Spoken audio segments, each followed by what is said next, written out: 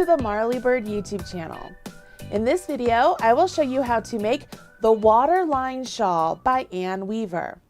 This beautiful shawl uses one ball of Red Heart Sprinkles yarn to get this really beautiful, gradual color changing look in a stunning shawl pattern. This is a very easy, beginner-friendly shawl pattern that you will have no trouble making. As long as you know how to do the knit stitch, I will show you the few stitches you need beyond that to make this really great shawl. This is a free pattern. I've put a link in the video description box right below this video, and while you're down there, please smash that like button, as my kids say. As far as the materials, as I mentioned, you only need one ball of the Red Heart It's a Wrap Sprinkles yarn, a pair of size 6 knitting needles, a removable stitch marker, and then a tapestry needle to weave in your ends. Pretty simple. The full list of the materials is listed in the pattern as well. Once you have your materials, let's go ahead and get started with this really great pattern. For this video, I'm going to use some larger yarn so you can better see how the stitches are made. We want to begin by casting on one stitch. So our slip knot will actually act as that one stitch. Pretty simple. Once we have that one stitch on our needle, we are going to work an increase called the knit front, back, and front. So we will go into our slip knot here and we will knit it through the front leg.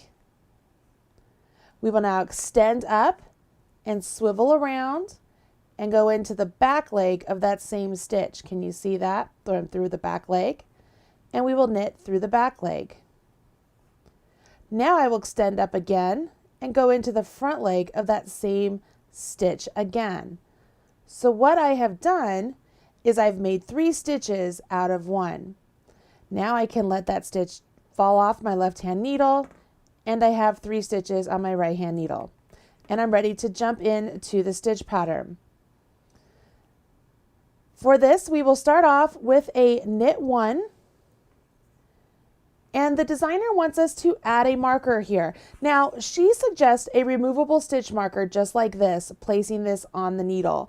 I am not a fan of these stitch markers on my needle. I prefer stitch markers that are a little bit closer to the size of my needle, so that way they don't stretch out the stitches. So I'm going to use a non-removable stitch marker, and later on I'll show you how I would introduce a second one when I need to move my stitch marker. But if you want to use a removable one, you can totally do that, okay? Once you've added your stitch marker, go ahead and knit the remaining 2 stitches. We turn our work, and for row 3, we start off with a knit 1, and then we yarn over. So this is one of the stitches we need to know for this pattern. We have our yarn in back, bring it between your needles, and then over top of your right hand needle back to the back. That is your yarn over. Then you would carry on by knitting to your marker. Slip the marker and then knit 1. Turn your work. And this is row 4 we're beginning right now. And row 4 is the start of your repeat. So you would knit all the stitches on row 4. When you come to your marker, just move it and then finish knitting the row. This is also a wrong side row. On the wrong side row, you will just knit. Turn your work. And we're on row 5. First stitch is knit. And then we yarn over again. Bring our yarn between the needles, over the top, and back to the back. And then knit to your marker. Slip your marker and knit the last one. You'll notice in the pattern you're now supposed to repeat rows 4 and 5 until you have 21 stitches, and then work row 4 one more time. I have gone ahead and worked ahead through my 21 stitches and that row 4. So I'm on the right side of my fabric, ready to begin wave section 1. I start off this section by knitting the first stitch, yarning over, and then knitting the next stitch. You'll notice now the pattern tells you to remove this marker and place it right here. So this is where if I had the removable marker, I'd remove it and place it right here.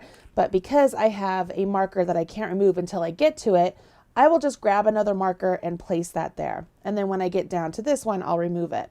All right, does that make sense? So there's my marker. So I've knit one, yarn over, knit one, placed my marker, and then this is going to be the repeat. Are you ready? We will knit 2 together 3 times. So here are the next 2 stitches on my left-hand needle, and I will knit them together. That is the other stitch you need to know for this stitch pattern. So that was 1. This is 2.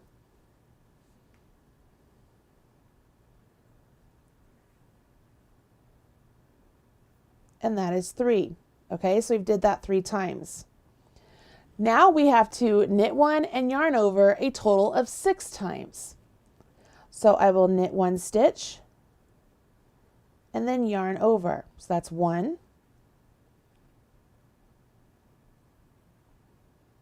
2,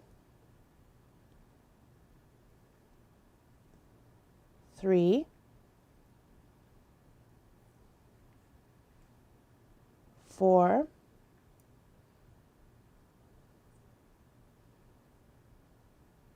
5, and 6. Now I will knit 2 together 3 more times. So knit 2 together, 1, 2, and 3. I will remove this marker. That's the one that I was supposed to remove. And I finish off with my knit 1. I have 22 stitches on here. So even though I did these 6 stitches here where it was knit 1, yarn over, knit 1, yarn over, I did not increase a total of 6 times because I did 3 knit 2 togethers right here and 3 knit 2 togethers right here. I have 22 stitches because of this 1 yarn over right there. That's my increase. Every time we work our yarn over along this diagonal edge, that is what's giving us our increase in stitches, never what's going on along here. Notice in the pattern that that wave section 1 is just 1 row, and that 1 row is the full wave stitch pattern repeat. In future wave sections, you'll be working that repeat over a larger multiple of stitches, so you'll have many repeats along the way. But overall, you already know how to do all the stitches you need to know for the lace sections. Pretty cool, right? You now need to continue on in the pattern working rows 4 and 5 until you get to 39 stitches. Then work a row 4 one more time. After you get to 39 stitches, we are ready to begin wave section 2, and that's where I am right here. When you work along, you will notice that as we're increasing along this edge, our stitch marker is gradually moving further and further away from the edge. So when you hit 39 stitches, you'll have 20 stitches till the marker and then 19 stitches after the marker. In the wave section 2, the designer wants us to move our marker again. I am going to go ahead and add a second marker so that way you can really see how these stitch multiples are separated along all of these stitches on our needle. So let's go ahead and do wave section 2. Wave section 2 has us begin with our knit 1, yarn over, and then knit 1. We're always working that increase along that edge throughout the entire pattern. And this is where we are supposed to place a marker once again. And the instructions tell us to remove this marker and place it here, but I'm going to place a second marker there so we can see how these stitches work up. Now we are going to jump into this pattern. So we will do a knit 2 together 3 times. So we know how to do this. So we will knit 2 together, 1, 2, and 3. Now we want to do a knit one, yarn over 6 times. That's 1,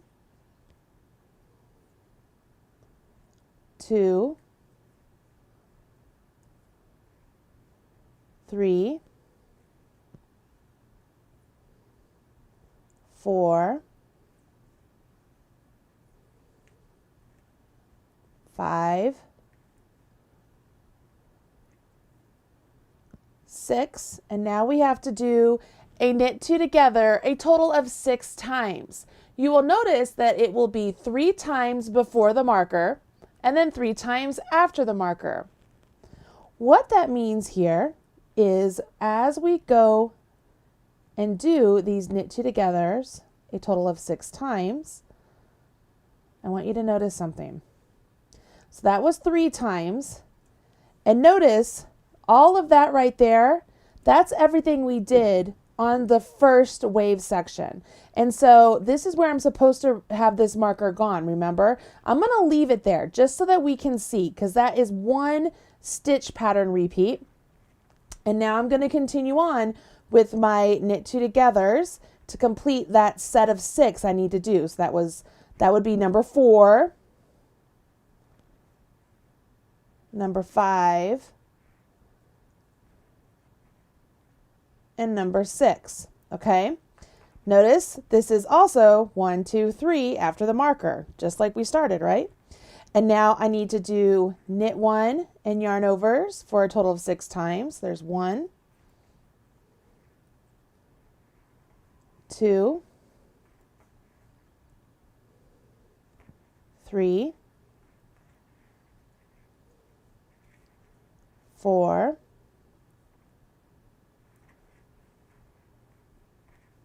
5, 6, and now I finish up here with knit 2 togethers 3 times. So there's 1,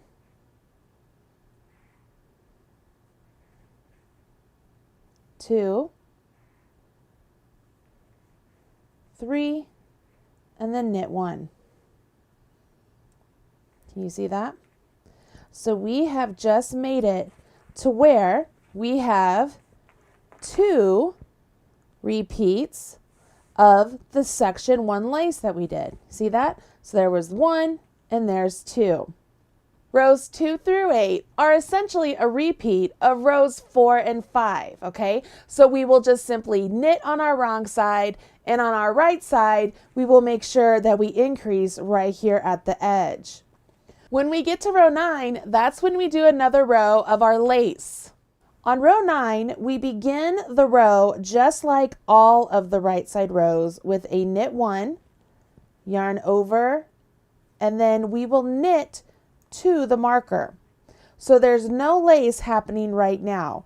We'll keep all of the stitches to that marker in basic garter stitch with our increase right there at the edge. Once you slip your marker, it's time to jump into that lace stitch pattern again. We already know what this lace stitch pattern is, even without looking at our instructions. We will knit 2 together a total of 3 times to begin.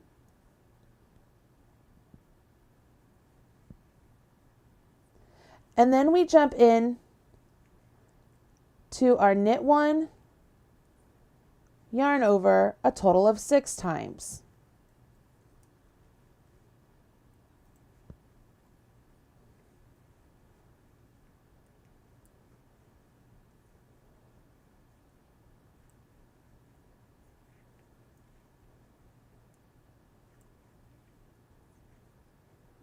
After you've completed that 6 times, you will then knit 2 together 6 times again. But remember, I left my marker there, so that way I know that I will do knit 2 togethers 3 times, slip my marker, and then I'm back to my repeat again.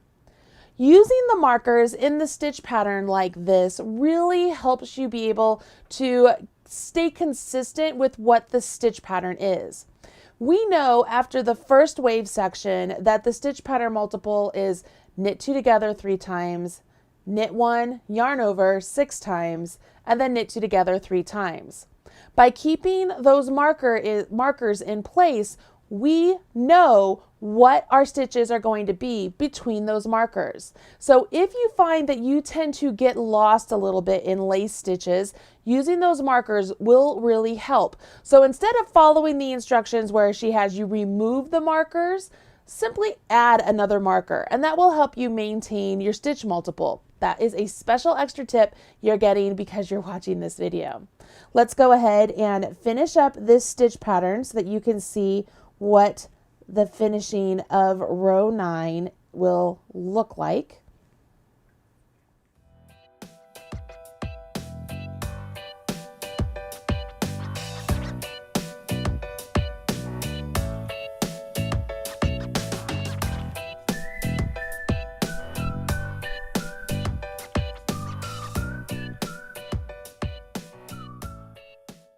At the end of row 9, you can really begin to see where the yarn overs are above the yarn overs from row 1 of this section. So we've been able to keep this really nice wave stitch pattern. Again, it's within these markers. And then we have all the stitches outside of the markers where we're working our increase in basic garter stitch. To finish off this wave section, you repeat rows 3 through 10 one more time. Then you'll follow the instructions and you'll go back to repeating rows 4 and 5 of the setup section until you have the set number of stitches you need for the next wave section.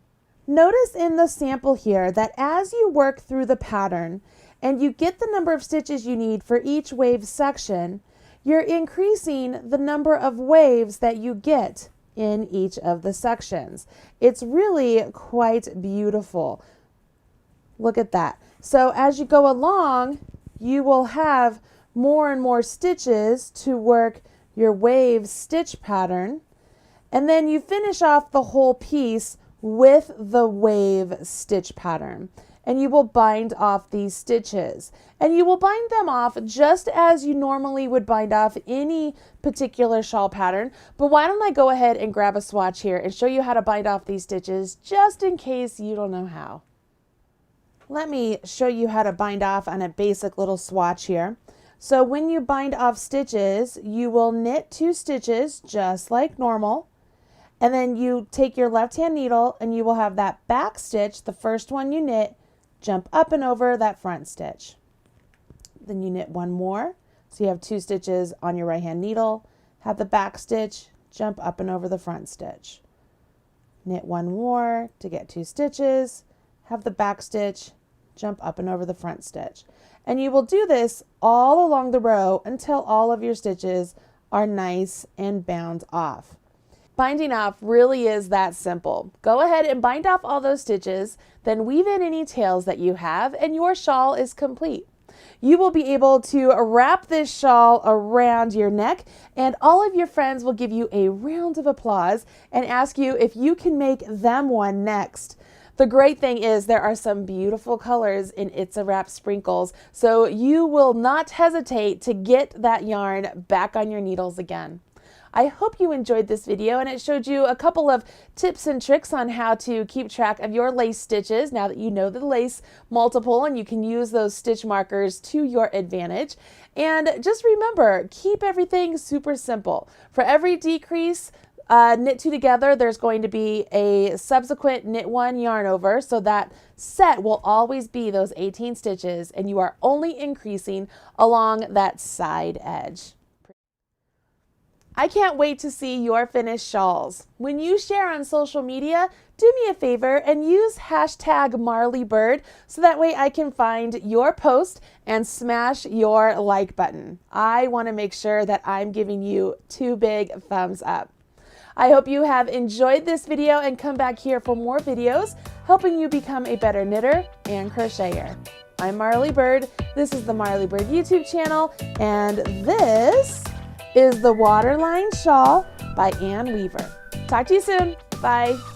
Hey, thanks for joining me today on the channel. If you want more videos just like that one, check out some of these other videos that I've already handpicked for you. And don't forget to hit subscribe so that way you're up to date whenever I release a new video. And don't forget, smash that like button, as my kids say. Bye, guys.